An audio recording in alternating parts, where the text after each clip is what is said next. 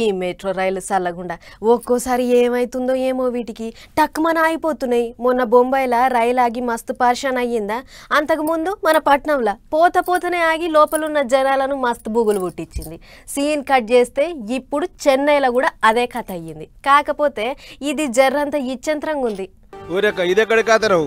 Metro ప్రయాణం అంటే రైలు పట్టాలు చుట్టూ బిల్డింగులు ఉంటాయి. అవేం లేకుండా ఏదేదో జంగలకు తోలుకొచ్చారు. ఆడంగా కొందరు నడుచుకుంటూ పోతారు. అసలు ఏంది ముచ్చట అని అనుకుంటారు కదా. సరిగ్గా చూడురి, వీళ్ళంతా మెట్రో ప్రయాణికులే.